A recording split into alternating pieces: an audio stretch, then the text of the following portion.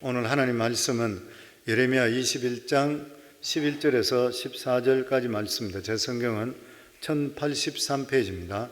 예레미야 21장 11절에서 14절까지 말씀입니다. 오늘 큐티 본문 말씀입니다.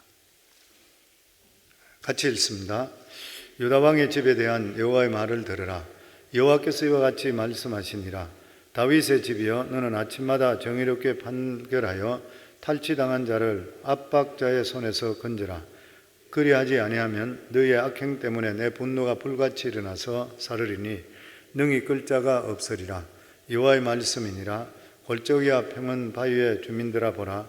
너희가 말하기를 누가 내려와서 우리를 치리요, 누가 우리의 거처에 들어오리요 하거니와 나는 내 대적이라. 내가 너희 행위대로 너희를 벌할 것이요, 내가 또 수풀에 불을 놓아 그 모든 주위를 사르리라. 여호와의 말씀이니라. 아멘. 오늘 이 본문의 말씀은 이 유다가 가장 절박한 그러한 시기에 기록한 그러한 말씀입니다. 유다 왕이 마지막 왕 시드기야 왕은 정말 악하면서도 미련하고 어리석은 그러한 사람이었습니다. 하나님 말씀을 소중하게 여기지를 않았습니다. 이 시드기야 왕의 결정적으로 잘못된 판단이 뭐였었냐면은 바벨론 왕을 따르다가 배반해 버렸습니다. 그리고 나서 이 애굽 왕에게 사신을 보내서 도움을 청했습니다. 이것이 이 바벨론 왕을 분노케 해버렸던 것이에요. 이것은 실제적으로 이사야 시대 이사야 선지자를 통해서도 계속적으로 유다 왕국에 하나님께서 말씀을 하셨습니다. 하나님 말씀대로 따르라. 하나님 말씀대로 따르는 것이에요. 바벨론에 항복하라. 그래야지 너희가 살아남을 수가 있는 것이야. 너희 죄에 대해서 반드시 하나님께서 정죄하시는데, 그래도 너희가 바벨론에 항복하게 될 때는 너희 자신들이 살아날 수는 있을 것이라. 그런데도 불구하고 이스라엘 백성들은 자존심 때문에 그들을 따르지 않았습니다. 그런데 실제적으로 그 당시로 볼 때는 이해가 됐던 게 뭐냐면은 이 애굽은 점잖고 신사적인 나라인 것이에요. 부하가 되더라도 점잖고 신사적인 사람 밑에 들어가기를 원하는 것이에요. 그런데 바벨론은 깡패 같은 사람이에요. 굉장히 포악했고 그리고 난폭했습니다. 그러니까 이 바벨론 깡패의 부하로 들어갈 것인가, 아니면은 점잖은 사람 밑에 들어갈 것인가. 점잖은 사람에 들어가는 것이 마음속에 따라가는 마음이 당연한 것이에요. 그래서 이 이스라엘 백성들, 유다 족속들은 결과적으로 애굽 쪽으로 들어가기를 원했던 것입니다. 그랬을 때에 이 바벨론 왕이 분노해서 군사들을 이끌고 와서 그리고 나서 예루살렘을 에워쌌습니다. 그러니까 중간에 다른 성들은 이미 다 파괴가 되었던 것이에요. 오늘 본문의 말씀은 아마도 바벨론 군대가 이 예루살렘을 포위하고 얼마 되지 않았을 때라 이렇게 예상하고 있습니다. 그럴 때 이 시드기야 왕은 자기가 가장 신이 많은 두 신하를 예레미야에게 보냅니다. 그리고 나서 하나님께 기도해달라고 합니다. 이렇게 했는 이유가 기적을 일으켜서 바벨론 군대를 쫓아달라는 것이죠. 왜냐하면 히스기야 왕 때도 이제 하나님 선지자에 가서 물어봤고, 그리고 이사야 선지자를 통해 기도함을 통해서 18만 5천 명의 이 아수르 군대들이 다 죽어버렸습니다. 하룻밤 만에 다 죽었던 것이죠. 그러니까 지금 이 시드기야 왕은 옛날 왕들을 생각해서, 그래서 자기가 하나님께 기도한다면 하나님께서 기적을 일으켜 주시지 않겠나 이렇게 생각했던 것이에요. 그런데 히스기야 왕 때와 지금 시드기야 왕 때는 완전히 상황이 틀리죠. 왜 그러냐면 히스기야 왕 때는 오직 하나님만 믿었습니다. 그러니까 성전의 기능이 살아있을 때인 것이죠. 그런데 이 시드기야 왕 때는 성전에 우상이 들어와 있었던 것이에요. 믿는다고 말은 하는데도 불구하고 세상과 하나님을 똑같이 섬겼던 것입니다. 하나님의 역사가 일어날 수 없죠. 왜냐하면 하나님이 심판하신다 그랬던 것이죠. 결과적으로 예레미야가 하나님 말씀을 받고 그들에게 다시 말하기를 이미 너무 늦었다는 것이에요. 바벨론 군대가 예루살렘에 쳐들어와서 예루살렘 전체를 불살을 것이라, 그리고 사람들을 죽일 것이라. 왜 그러냐면 너희들이 너무나 오랫동안 믿음에 떠나 있었기 때문인 것이에요. 지금 이렇게 단순간에 돌이킬 수가 없는 것이라. 그러면서도 하나님께서는 이스라엘 백성들에게 한 가지 살 수 있는 길을 제시했습니다. 그것이 뭐냐면 지금이라도 바벨론 왕에게 항복하라. 그러면 너희가 목숨은 건질 것이라. 하나님께서 말씀하신 것이죠. 그런데도 불구하고 유다 민족들은, 유다 백성들은 자존심이 너무 강해서 끝까지 버티다가 거의 다 죽어버렸습니다. 중요한 것은 무엇이든 간에 너무 늦게 결단해서는 안 되는 것이요. 그리고 중요한 것은 방향의 결정인 것입니다. 만약에 유다 백성이 바벨론 왕만 배반하지 않았더라면 이렇게까지 완전히 망하지는 않았을 것이요. 그런데 유다 지도자들은 나름대로 살 길이라고 생각했는 것이 오히려 멸망의 길로 갔습니다. 무슨 말인 것이요? 우리 삶 속에 하나님 말씀에 벗어나서 내 방법대로 하는 것이 살 길이라 생각했는데 결과적으로 망해버리는 것이요. 우리 믿음의 사람들은 항상 생각해야 될 게 뭐냐면은 어떤 일이든지 하나님께서 원하시고 하나님 말씀이 뭐를 원하시나 따라가야 되는 것이지, 내 생각 내 판단대로 따라가서 그거로 살 길에 생각하면 결과적으로 망하는 길이라는 것이요. 이 유다 민족이 그렇게 해서 결과적으로 몸부림을 그렇게 쳤는데도 불구하고 오히려 멸망의 길로 찾아가게 되었다고 하는 것입니다. 그러면서 오늘 짧은 말씀이죠. 11절에 14절, 하나님은 유다 백성들이 멸망하면서 마지막으로 너희가 해야 될 것이 무엇이다 이렇게 말씀합니다. 11절에서 12절입니다. 같이 읽습니다. 유다 왕의 집에 대한 여호와의 말을 들으라. 여호와께서 이와 같이 말씀하시니라. 다윗의 집이여, 너는 아침마다 정의롭게 판결하여 탈취당한 자를 압박자의 손에 건지라. 그래야지 아니하면 너희의 악행 때문에 내 분노가 불같이 일어나서 사르리니 능히 끌 자가 없으리라. 유다 백성이 살 수 있는 유일한 길은 뭐냐면은 자기들의 자존심을 내려놓고 바벨론의 포로가 되는 것이에요. 죄수가 되는 거예요. 저희가 잘못했습니다, 용서해 주소, 이래서 바벨론에게 항복하는 것이에요. 그런데 그럼에도 불구하고 예루살렘은 살지 못할 것이라 그렇게 말씀합니다. 왜냐하면 하나님께서 이 유다의 죄에 대해서 너무 확고하기 때문인 것이기에 심판 내리기로 결심을 하시는 것이에요. 그런데 하나님께서 유다 백성들에게 말씀하는 것이 뭐냐면은 예루살렘이 망하는 이 동안에도 아침마다 공정하게 판결해서 억울한 자를 풀어주라고 그랬어요. 나라가 지금 풍전등화입니다. 주위에는 지금 바벨론 군사들이 둘러싸여 있는 것이에요. 이제 얼마 있으면 망할 수 있는 바로 이런 아주 위급한 시기인데도 불구하고, 어차피 유다는 망하는데도 불구하고 공정한 재판이 왜 필요하냐는 것이에요. 그렇다고 유다 장래가 무엇이 들려질 것인가요? 유다는 망하는 것이에요. 그런데 하나님께서 하나님의 백성, 우리들 똑같은 말씀인 것이죠.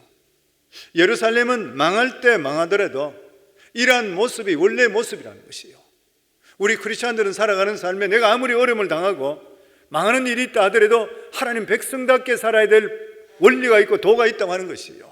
하나님께서 마지막 순간에도 너희들이 어떤 모습이 된다, 이 모습을 보여주는 것이에요. 다시 말하면 하나님을 믿는 사람은 마지막이 절대로 마지막이 아니라는 것이에요. 어쩌면 마지막이 새로운 시작이 될 수가 있다고 하는 것이에요. 예수님 십자가에 못 박혀 있을 때에 두 강도가 옆에 같이 매달렸습니다. 그런데 한쪽 강도는 예수님을 영접함을 통해서, 회개함을 통해 영생의 축복을 받았어요.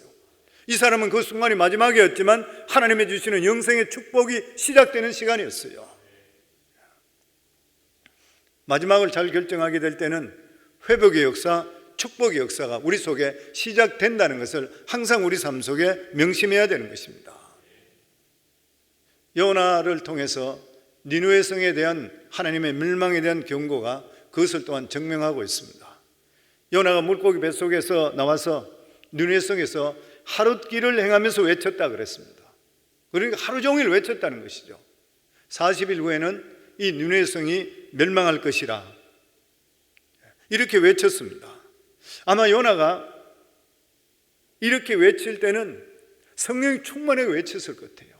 하루 종일. 왜 그러냐면 물고기 뱃속에 들어갔다가 자기가 하나님 피해서 도망가다가, 그래서 배 위에서 물로 던져버려서 물고기가 받아 먹었다가 3일 동안 물고기 뱃속에서 하나님께 살려주셔서 회개 얼마나 했겠어요. 그 살려주셔서 그러고 나서 니느웨 성에 갔으니까 억지로 전하는 것이 아니라 은혜가 충만히 전했을 것 같아요. 죽을 고비 넘겼으니까. 그런데 이 하나님 말씀을 증거했는 이것이 그 나라 왕과 백성들에게 먹혀 들어갔던 것이에요. 그 말씀이 들어왔습니다. 그러면서 백성과 왕이 모두 다 제위에 앉아서 금식하면서 회개했다고 그랬습니다. 그 니느웨 왕이 한 말이 참 은혜가 돼요. 성경에 보면 하나님의 뜻을 돌이키사 그 진노를 그치사 우리가 멸망하지 않게 하시리라.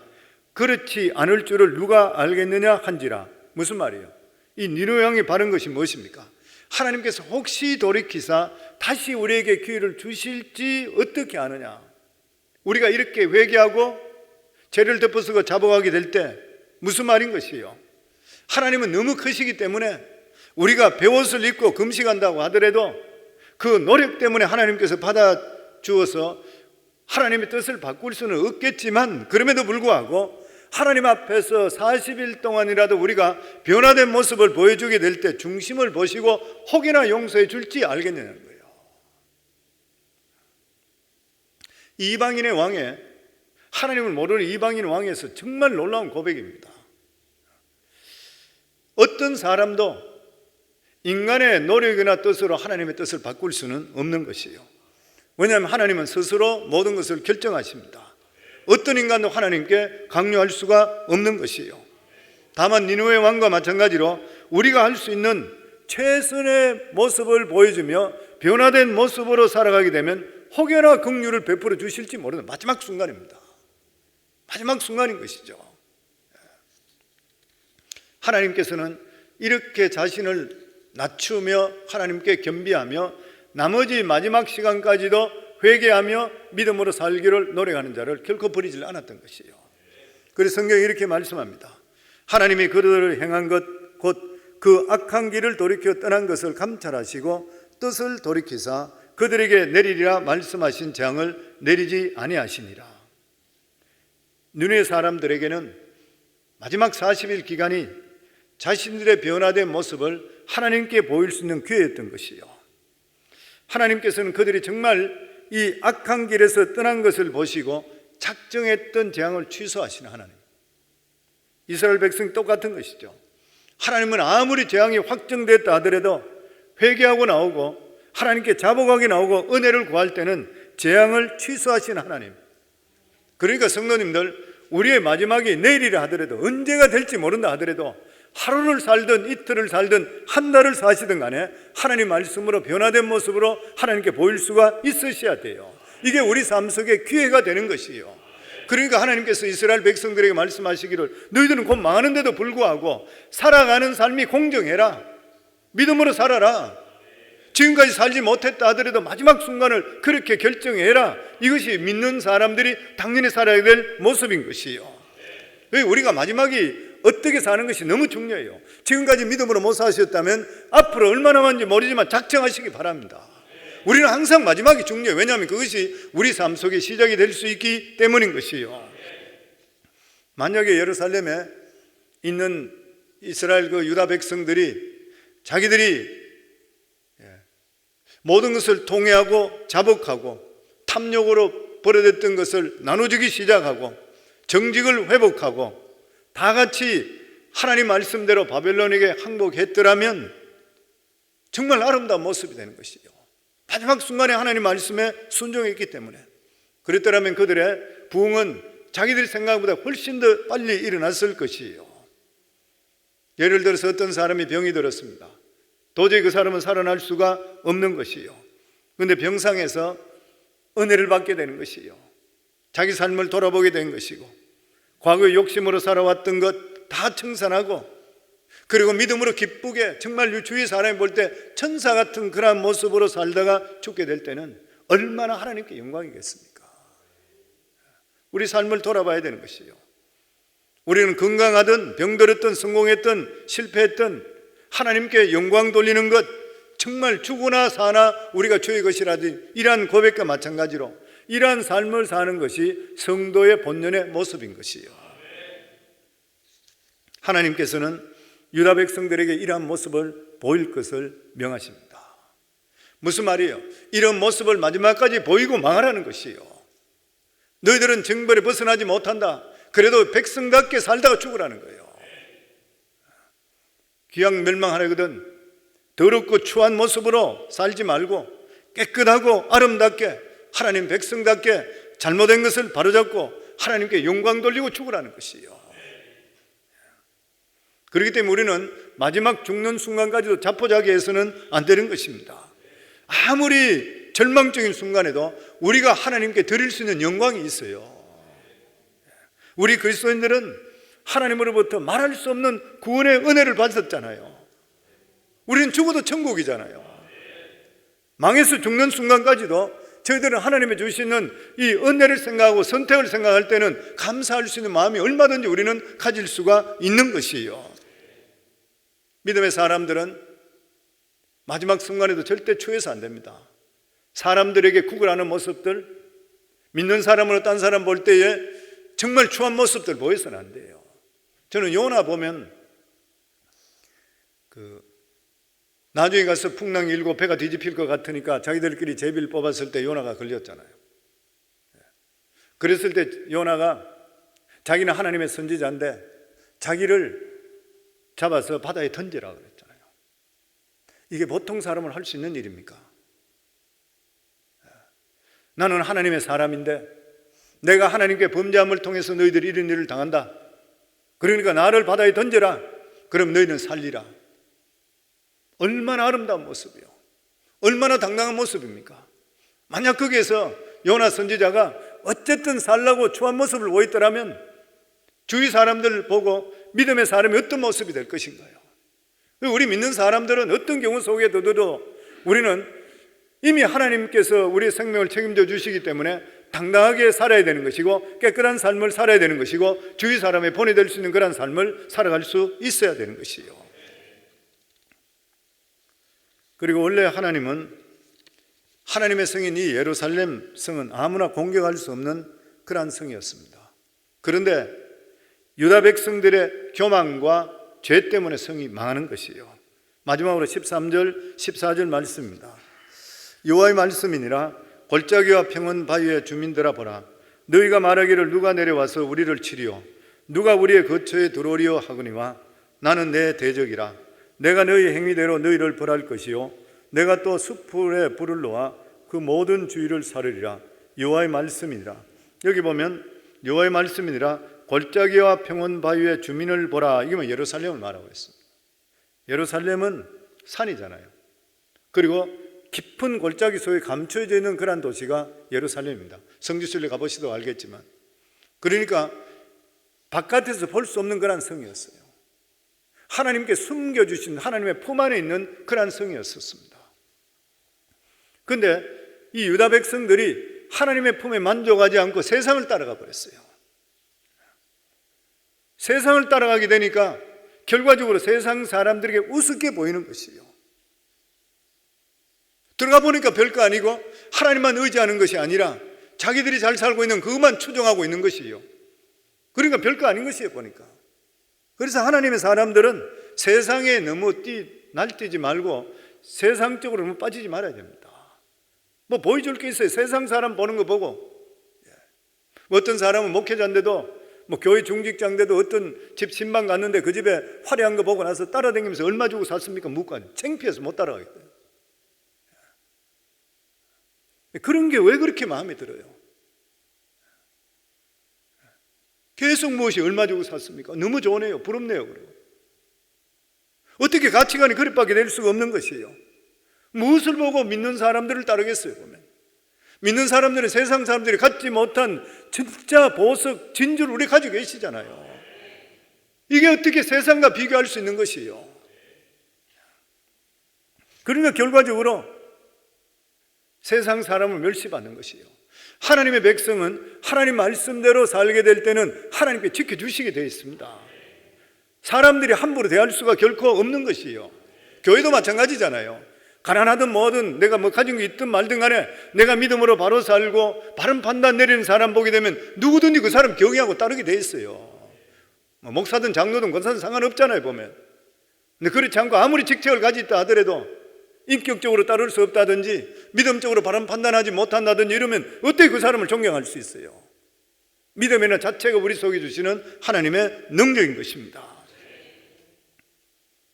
우리 믿는 사람은 어려움이 전혀 없다고는 할 수 없지만은 적어도 비참하게 망하지는 않는 것이에요. 하나님이 지켜주시는 것이 있는 것이에요. 그런데 이스라엘 백성들이 오늘 여기 말씀 보면, 여기 보면 내가 너희 행위대로 너희를 벌할 것이요 내가 또 숯불에 불을 놓아 그 모든 주위를 사르리라. 여호와의 말씀이니라. 무슨 말씀인 것이요? 숨으려고 하더라도 숯불까지 불 다 놔버린다는 거예요. 숨을 데가 전혀 없게 된다는 것이에요. 원래 숯불이라는 것은 전쟁이 났을 때 숨을 수 있는 장소잖아요. 숯불로 들어가 버리면. 근데 마지막 피난처인 이런 것까지도 불살라버리는 거예요. 그냥 하나도 숨을 곳이 하나도 없는 것이에요. 그러니 무슨 말이에요? 하나님께서 보호해 주시지 않으면 네가 아무리 발버둥쳐도 안 된다는 것이에요. 그렇기 때문에 우리 삶은 하나님께 지켜주셔야 되고 하나님께서 복을 주셔야 되는 것이에요. 그래서 우리는 늘 하나님 앞에서 내 자신의 부족함을 고백해야 됩니다. 하나님 없이 살 수 없다고 고백해야 되는 것이에요. 나는 너무나 약하고 부족합니다. 하나님 지켜주시지 않으면 나는 아무것도 할 수 없습니다. 끊임없이 고백해야 되는 것이에요. 만약 우리가 좀 살게 됐다고 그래서 세상 욕심 따라가게 될 때는 하나님께서 그 사람 왜 도우시겠습니까? 자기가 잘났다 하는데 언제는 은혜 받고 지금은 은혜 속에 살지 못하고 벗어나 버린 이스라엘 백성이 그렇잖아요. 하나님 은혜 속에 살다가 나중에는 세상 살아가는 삶이 딴 사람 보이 너무 잘 살아 거기 따라가 버렸잖아요. 우상 섬기고 그 사람들이 섬기는 우상을 섬기니까 아 저렇게 잘 살구나 따라가 버렸던 것이에요. 그러니까 하나님의 성전 안에까지 그들의 우상을 갖다 놔 버리는 거예요. 세상 사람과 틀리는 것이 없다면 하나님께서 뭐가 예쁘다고 지켜주시겠습니까? 저희들 삶 속에. 그렇기 때문에 우리 삶에는 끊임없이 우리 욕심을 버려야 돼요. 믿음이 아닌 것은 가지를 마셔야 돼요. 하지를 말아야 되는 것이요. 세상에 아무리 좋은 것이 보인다 하더라도 하나님께서 기뻐하지 않으면 포기할 수 있으셔야 돼요. 이럴 때 하나님께서 우리를 지켜주시고 어려울 때 우리를 도와주시게 되어 있는 것입니다. 새벽에 오는 사랑하는 성도님들, 오늘도 하나님께 우리에게 주시는 그러한 말씀입니다. 이 말씀들을 우리 마음판에 새기시고 저희들은 정말 사나 죽으나 우리는 주님 것이라. 살아도 주를 위해 죽어도 주를 위해. 그러면 하나님께서 우리 삶 반드시 복 있는 인생으로 만들어 주실 것이에요. 이 믿음 가지시고 승리하기를 주의 이름으로 축원합니다.